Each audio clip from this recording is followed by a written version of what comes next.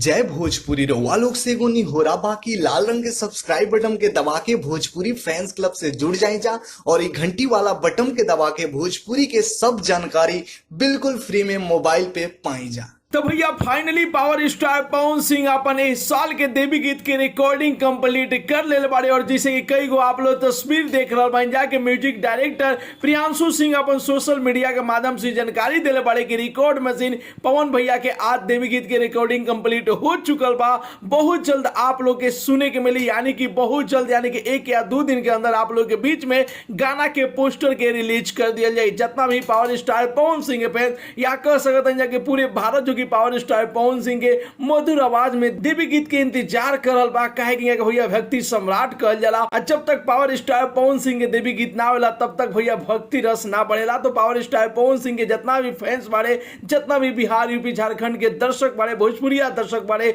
जितना भी लोग इंतजार करते रहे कि कब पावर स्टार पवन सिंह इस साल में अपन देवी गीत लेके आइहन, तो आप लोग के इंतजार की घड़ी बहुत जल्द खत्म होके वाला बा, काहे कि रिकॉर्डिंग कंप्लीट कर ले बड़े पावर स्टार पवन सिंह अपन देवी गीत के इंतजार करिए। बहुत जल्द आप लोगों के बीच में पोस्टर रिलीज होके वाला बा। तो फिलहाल में आप लोग के रिपोर्ट कैसा लागल और के पावर स्टार पवन सिंह के साल के देवी गीत के इंतजार कर रहा बा, अपन राय जरूर ही कमेंट बॉक्स में बताइए। मिलता नहीं अगला वीडियो में भैया नया न्यूज के साथ है, तब तक के लिए बाय बाय, टेक केयर, जय भोजपुरी।